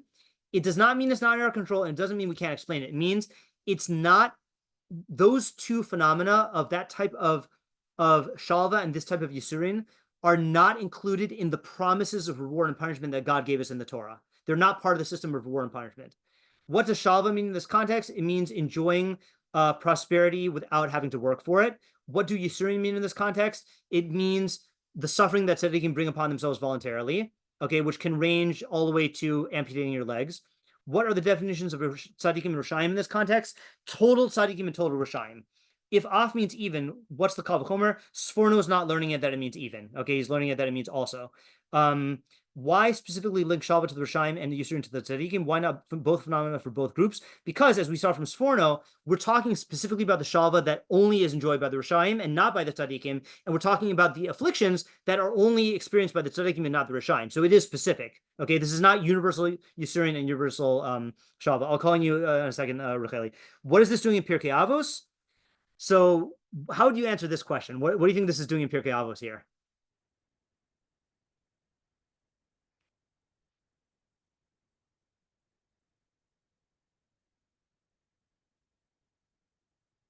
So to me, I would say that I think there are people, remember, Pirkei Avos is mostly written for people who are going to become Hasidim, extra righteous. I think there are people who will be sensitive to this issue and will want to bring that kind of affliction upon themselves. Okay, so this is not really for us, except to be aware of this as a level, but this is for people who are on the level to actually do this, and understanding how this works is instrumental for them. Now, what is the benefit for us? For us, it's to know that we should not be bothered when we see tzaddikim experiencing this kind of suffering or Rishaim experiencing this kind of prosperity, because this is not part of reward and punishment, and we should know that the Rishaim will fall and the tzaddikim are doing this as part of their perfection. What's the unity of the two clauses? Because both of these are not included in the Torah's rewards and punishment promises, and if not in our hands means we can't explain it, then what about all of Sefer Iyov? Answer is this is not about Sefer Iyov. Okay, Rachel, you had a question or a point? Yeah, just a quick question. Yeah. So let's say like Haman or other evil people Yeah. technically worked for some of their prosperity, didn't they? Like Right. did stuff to Yeah. Yeah, we'd have to look at each case and see at what point did they get this or did they get this, right? Because even some of the people who are Rishaim who enjoy prosperity, they may not be this level, and I don't really know how to diagnose this level of total Russia or not. Okay, now final point here. Okay, what is the meta point? Okay, the meta point here is one of the results I predict from learning Iyov is that this type of insight will recur. Okay, namely, things we think are part of the system of reward and punishment. Sorry, I'm saying here of reward and punishment really aren't. Okay, and true reward and punishment is narrower than our imagination would have us believe. Okay, I can't say this for sure, but everything I've learned about Iyov in my past times I've learned Iyov has made me realize that there are certain things that the common person thinks are God punishing them or God rewarding them. And the more you understand about reward and punishment, the more you realize that those are your projections onto God, and that that's not actually how reward and punishment works. So I think this was just a good methodological example of this, where that's the whole point of this mishnah of, oh, you are bothered by tzaddikim suffering because you think that God's punishing them without cause, and you're bothered by Rishaim prospering in this way because you think that God's rewarding them without cause. Newsflash, none of that has anything to do with reward and punishment. Okay, so I that's what I think that Iyov insight's going to come lead to. Okay, so thanks for coming tonight. I don't yet know whether we will do this mishnah with another one of the Mefarshim next week or move on to the next mishnah. That's going to be decided by my Shabbos Chavrusa and I when we learn this. Okay, thanks for coming, and I look forward to whenever you guys can make it. And no Friday shiur tomorrow, but God willing, Thursday and Friday shiur next week. Okay, have a good Shabbos. Thank you so much for Shabbos. Thank you. Thank you.